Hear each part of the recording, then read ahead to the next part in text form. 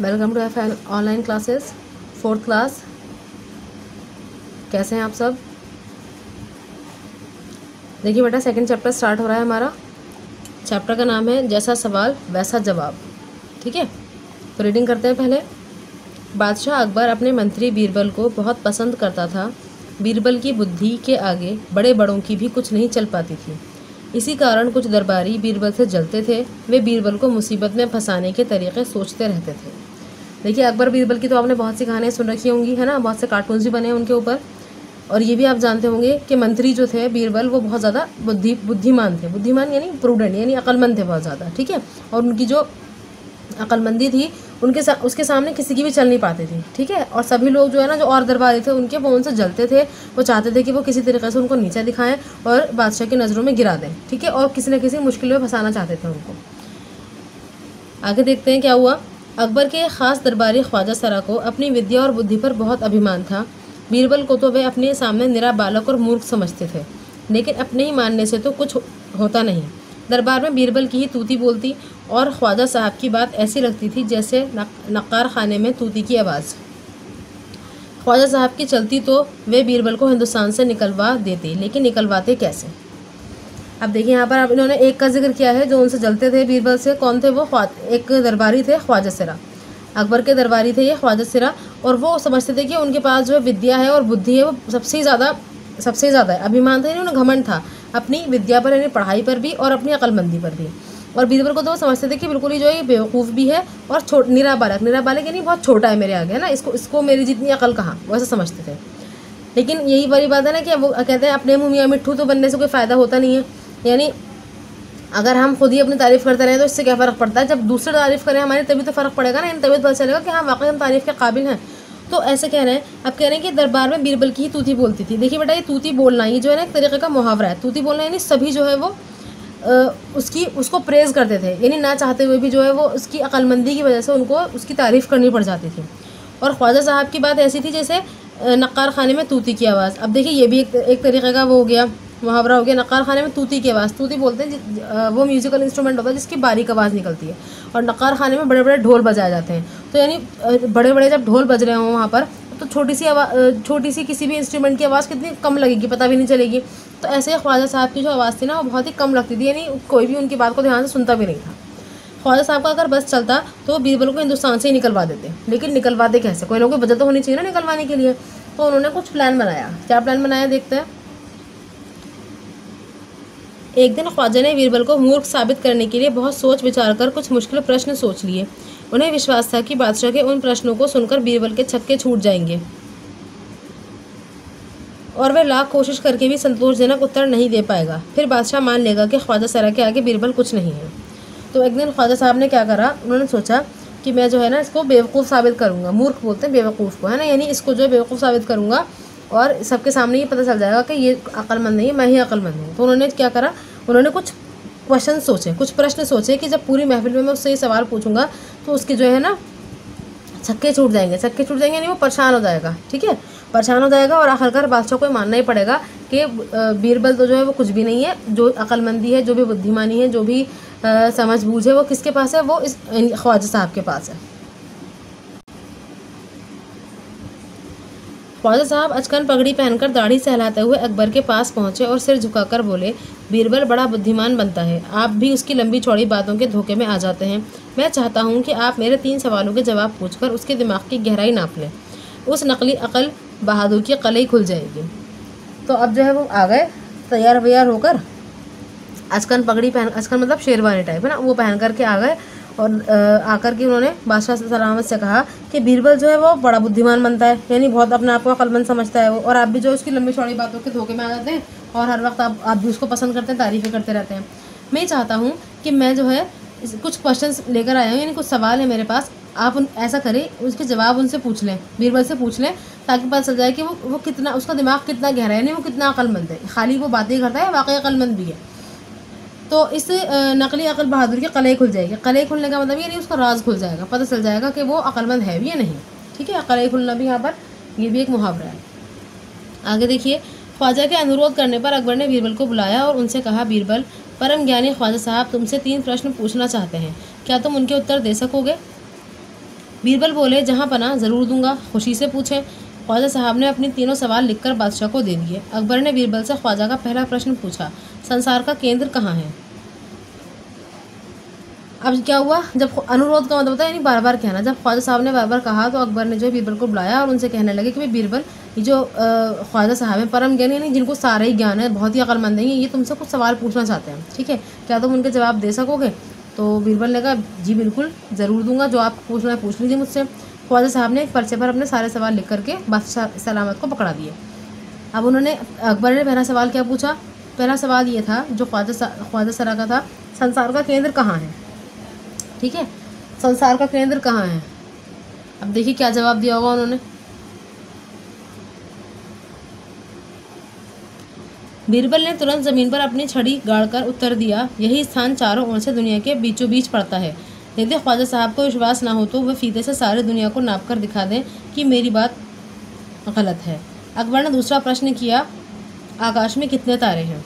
तो यानी पहले सवाल का उन्होंने क्या जवाब दिया, जहाँ वो बैठे थे ना वहीं पर ही उन्होंने उंगली रख दी ऐसे और कहा, ऐसे इस तरीके से उंगली रख कर कहा कि बस यही है संसार का केंद्र, यानी केंद्र बोलते हैं बीच को, सेंटर को, संसार का यानी पूरी दुनिया का सेंटर जो है वो यही है, ठीक है, यही स्थान चारों तरफ से यानी सब तरफ से देखा जाए तो बिल्कुल बीचों बीच बैठता है। अगर आपको मेरी बात का यकीन ना हो तो ख्वाजा साहब जो है पूरी दुनिया को एक फीते से इंची टेप से नाप लें और नापने के बाद उनको पता चल जाएगा कि मैं सच कह रहा हूँ, मेरी बात गलत नहीं है।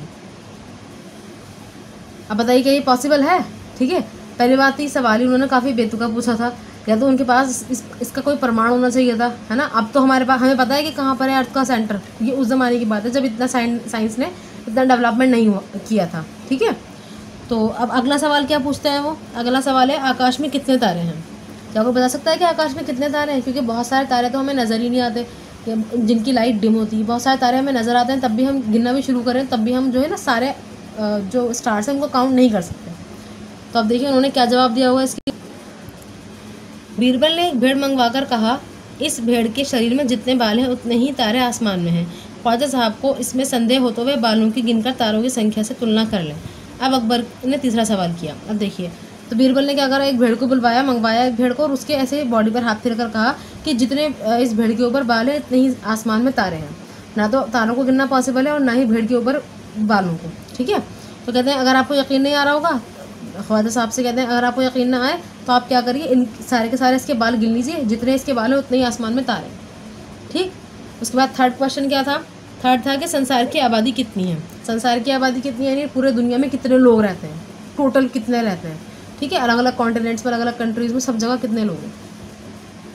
इसका क्या जवाब दिया उन्होंने। बीरबल ने कहा, जहाँ पना संसार की आबादी पल पल पर घटती बढ़ती रहती है, क्योंकि हर पल लोगों का मरना जीना लगा ही रहता है। इसलिए यदि सभी लोगों को एक जगह इकट्ठा किया जाए तभी उनको गिनकर ठीक ठीक संख्या बताई जा सकती है। तो इसका जवाब उन्होंने ये दिया कि जहाँ पना जो दुनिया है ना, यह इसकी जो आबादी है वो स्टैटिक नहीं है, रुकी भी नहीं है ना। कुछ लोग मर रहे होते हैं तो कुछ लोग इस दुनिया में पैदा भी हो रहे होते हैं। तो इसलिए इसका अंदाज़ा हम जब भी लगा सकते हैं जब सारे के सारे लोगों को एक जगह इकट्ठा किया जाए, उसके बाद उनको काउंट करेंगे तब पता लगेगा कि संसार की पूरी आबादी कितनी है, ठीक है। उसके बाद आगे देखते हैं आगे क्या हुआ। यानी बीरबल ने अब उनके तीनों सवालों के जवाब दे दिए, जो क्योंकि तीनों ही सवाल जो थे वो काफ़ी बेतुके थे, और बेतुके भी ऐसे थे, प्लस उनके पास खुद इसके जवाब नहीं थे। अगर बेतुके भी नहीं थे तो कम से कम उसके पास जो है ना, ख्वाजा साहब के पास खुद इन सवालों के जवाब नहीं थे। देखिए जब आप किसी से कोई सवाल पूछ रहे हैं तो कम से कम पहले आपको जवाब पता होना चाहिए, तभी तो आप बता पाएंगे ना सही है या गलत है। जब आपको खुद नहीं पता तो आपको कैसे पता चलेगा कि ये सही बता रहा है गलत बता रहा है। तो ख्वाजा साहब के साथ यही हुआ कि उनको खुद ही जवाब नहीं पता थे। अगर जवाब पता होते तो तभी वो बता पाते नहीं, या गलत कह रहा है या सही कह रहा है। देखिए आगे देखिए क्या है। बादशाह तो बीरबल के उत्तर से संतुष्ट हो गया, लेकिन ख्वाजा साहब नाक बहुत सिकुड़कर बोले, ऐसे गोलमोल जवाबों से काम नहीं चलेगा जनाब। बीरबल बोले, ऐसे सवालों से कि ऐसे ही जवाब होते हैं, पहले मेरे जवाबों को गलत साबित कीजिए, तब आगे बढ़िए। ख्वाजा साहब से फिर कुछ बोलते नहीं बना, ठीक है। तो बादशाह साहब जो थे, जहाँ पना जो थे वो तो खुश हो गए, मतलब उनको लगा कि जो भी उन्होंने आंसर्स दिए हैं वो सेटिस्फैक्ट्री हैं। लेकिन ख्वाजा साहब जो है वो नाक बहुत सिकोड़कर बोले, नाक बहुत सिकोड़कर यानी मुंह बनाकर, यानी थोड़ा गुस्से में, है ना, ऐसे बोले कि ये तो कोई जवाब नहीं हुए, सारे गोल मोल आंसर्स दिए तुमने, कोई भी प्रॉपर आंसर नहीं है। तो बीरबल ने कहा कि आपका सवाल ही ऐसे हैं जिनके प्रॉपर आंसर हो ही नहीं सकते। अगर आपको गलत लग रहा है तो आप खुद चेक कर लें। अब चेक करना तो पॉसिबल नहीं है उनके लिए भी, क्योंकि उन्हें खुद नहीं पता। तो जब उन्होंने ये कहा और तो फिर इस बात पर ख्वाजा साहब जो है वो चुप हो गए, बोलते नहीं बने, उनसे कुछ बोला नहीं किया, और इस बात पर वो खामोश हो गए। तो ये चैप्टर कंप्लीट हो गया आपको। आई होप आपको अच्छा लगा होगा, ठीक है। देखिए इसके अंदर क्या काम करना है। फर्स्ट हेडिंग है इसकी तुम्हारी बात, है ना। तो इसके अंदर फर्स्ट क्वेश्चन देखिए आप, का में क्या लिखा है, ख्वाजा सरा के तीनों सवालों का क्या कोई और जवाब हो सकता है, अपने मन से सोच कर लिखिए। बेटा इसके अंदर ना ज़्यादातर क्वेश्चन मैं आपको पहले ही बता चुकी हूँ, एप्लीकेशन बेस्ड होते हैं, ठीक है। आपको जो सूटेबल लगता है वो आप लिख सकते हैं, ऐसा नहीं कि बिल्कुल एग्जैक्ट आंसर ही सही होगा और एग्जैक्ट आंसर मैं आपको बता दूंगी। मैंने आपको अपने पास से जो है कुछ हिंट्स के तौर पर लिखवा रही हूँ, वो भी लिख सकते हैं आप, और अपने पास से चाहें तो वो भी लिख सकते हैं, ठीक है। तो फर्स्ट क्वेश्चन पढ़ लिया हमने। सेकंड देखिए, अगर तुम ख्वाजा सरा की जगह पर होते तो बीरबल को हराने के लिए कौन कौन से सवाल पूछते हैं। अगर हम ख्वाजा यानी आप ख्वाजा सरा की जगह पर होते तो आप क्या पूछते हैं, ठीक है। कुछ सवाल आप यहाँ पूछ सकते हैं, ऊपर आपको जवाब देना, नीचे सवाल पूछने हैं। इसके बाद ग में क्या है, प्रश्न ग के अंदर है, ख्वाजा सरा का बस चलता तो वे बीरबल को हिंदुस्तान से निकाल देते। अगर तुम्हारा बस चले तो तुम कौन कौन सी इच्छाएं पूरी करना चाहोगे। तो ये वाला क्वेश्चन आपको होमवर्क में करना है, ठीक है। पहले मैं आपको ये दोनों के आंसर्स बता रही हूँ, ये वाला क्वेश्चन आप होमवर्क में करेंगे कि आप क्या क्या करना चाहते हैं। यानी अगर आपका बस चले यानी अगर आप कुछ कर सकते हो तो आप क्या करेंगे, क्या करना चाहेंगे, कौन कौन सी इच्छाओं को, कौन कौन से ख्वाहिशात को पूरा करेंगे आप, ठीक है। अपने लेवल पर सोचकर आपको इसका आंसर लिखना है आपको। इन दोनों के आंसर मैं आपको बता रही हूँ। चलिए तो पहले का जवाब देखते हैं। तो उन्होंने पूछा कि अगर जो जवाब बीरबल ने दिए हैं उसकी जगह पर आप कौन सा जवाब दे सकते थे। तो पहला जवाब क्या है, आप जिस स्थान पर खड़े हैं वही संसार का केंद्र है, ठीक है। उसने तो ऐसी उंगली लगाकर कहा था ज़मीन पर कि ये है केंद्र, लेकिन ये भी कह सकते थे कि ख्वाजा सरा जो है जहाँ खड़ा है वही जो है वो संसार का केंद्र है, ठीक है। दूसरा जवाब ये हो सकता था कि आकाश में उतने ही तारे हैं जितने आपके सिर में बाल हैं। उसने भेड़ को बुलवाया था, तो ये भी कह सकते हैं, क्योंकि हम अपने सिर के बाल भी नहीं गिन सकते, तो ये भी एक जवाब हो सकता था। तीसरा जवाब ये था कि संसार के सारे लोगों को इकट्ठा करें, फिर गिनकर आबादी बताई जाएगी। तीसरा जवाब तो यही है कि संसार के जितने भी लोग हैं उन सबको इकट्ठा करें और फिर उनको गिन करके पूरी की पूरी आबादी बताई जाएगी। यानी इसके अंदर से उन्होंने एक लास्ट मतलब शुरू में जो था ना कि लोग घटते बढ़ते रहते हैं, इसको हटा करके ये इस तरीके से जवाब लिख दिया, ठीक है। उसके बाद प्रश्न खा है, प्रश्न खा के अंदर हमें क्या बनाना है, क्वेश्चंस बनाने। यानी अगर हम ख्वाजा साहब की जगह पर होते तो उनसे क्या क्वेश्चंस पूछते। तो क्वेश्चन क्या है, पहला, मुर्गी पहले आई या अंडा पहले आया, ठीक है। ये भी पूछ सकते थे हम, क्योंकि इसका आज तक किसी को पता ही नहीं चल पाया कि कौन पहले आया है। फिर आता है कुत्ते की दुम हमेशा टेढ़ी क्यों होती है, ठीक है। फिर तीसरा आता है सबसे बुद्धिमान कौन है। तो ये आपके तीनों क्वेश्चंस बन गए, ठीक है। प्रश्न का आपको खुद करना है, स्वयं करें, इसको ही मत लिख दिएगा। इसका मतलब ये है कि खुद करना है इसका आंसर आपको, ठीक है। अगला देखते हैं। अगले इसकी क्वेश्चन की हेडिंग है बस। नीचे लिखे वाक्य पढ़ो। मैं बस में बैठकर स्कूल जाती हूँ, ख्वाजा सरा का बस चलता तो वह बीरबल को निकाल देते। बस अब रुक जाओ, बस 2 दिन की तो बात है, मैं आ जाऊँगी, है ना। तो देखिए बेटा यहाँ पर आपको बस दिखाया है ना, बस जगह जगह आ रहा है, लेकिन हर जगह उसका सेंस अलग है। ऊपर लिखे वाक्यों में बस शब्द के अर्थ अलग अलग हैं। अब इसी तरह चल शब्द से वाक्य बनाने हैं, ठीक है ना। यानी जैसे यानी कहना चल, चल चल, चला, चलें, चलना, चलती, चलो। तो ये ऐसे ही इन्होंने यहाँ पर 5 या 6 बार ये चल से ही वर्ड बने हुए हैं, ये इनसे आपको वाक्य बनाने हैं, इनको सेंटेंस में यूज़ करना है। किस तरह करेंगे देखिए फर्स्ट था चल, है ना। तो इसके लिए आप क्या बना सकते हैं, मेरे साथ चल। सेकंड में ये था चल चल, आज तो मैं चल चल कर थक गया हूँ, ये थक गई हूँ, ठीक है। थर्ड में था चला, लो वह तो चला गया, ठीक है। फोर्थ में है चलें, तो फोर्थ में क्या सेंटेंस बन सकता है, अच्छा अब हम चलें, है ना। फिफ्थ में है क्या तुम्हें मेरे साथ चलना है, तो यहाँ पर क्या है चलना, तो चलना आ गया, क्या तुम्हें मेरे साथ चलना है, इसमें क्वेश्चन मार्क लगाएंगे, यानी प्रश्नवाचक चिन्ह लगाएंगे आप, प्रश्न चिन्ह।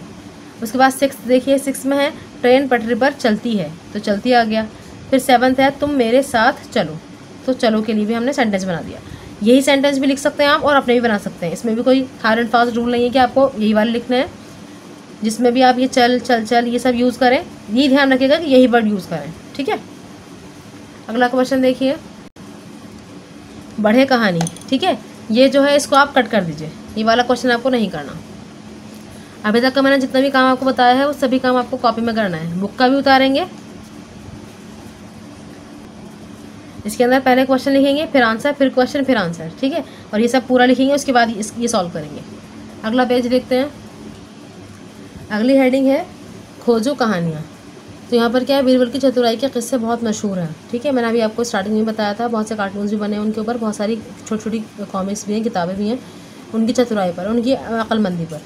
तो प्रश्न का क्या कह रहा है, तुम भी बीरबल का एक ऐसा ही किस्सा ढूंढो जिसमें वह अपने जवाबों से सबका मुंह बंद कर देता है। ये आपका होमवर्क है, ठीक है। पहले पिछला भी होमवर्क दिया मैंने एक, जो आपको खुद करना है, ये भी आपको खुद करना है। आपके पास कोई बुक रखी हो तो उसमें से ढूंढ कर लिखना है जिसमें उन्होंने अपने जवाबों से सबको चुप कर दिया हो, है ना, यानी सबको जो है हैरान कर दिया हो अपनी अक्लमंदी से। या आप नेट पर से सर्च कर सकते हैं, ज़्यादा बड़ा मत लिखिएगा, ठीक है ना, नॉर्मल सा लिख लीजिएगा।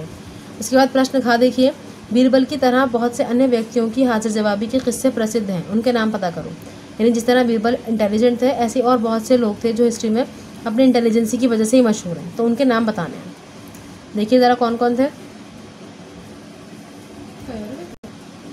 देखिए इसके अंदर कौन कौन है। बीरबल की तरह बहुत से अन्य व्यक्तियों में से तेनाली रामकृष्ण, चाणक्य आदि हैं जो अपनी हाजिर जवाबी के लिए प्रसिद्ध हैं, ठीक है।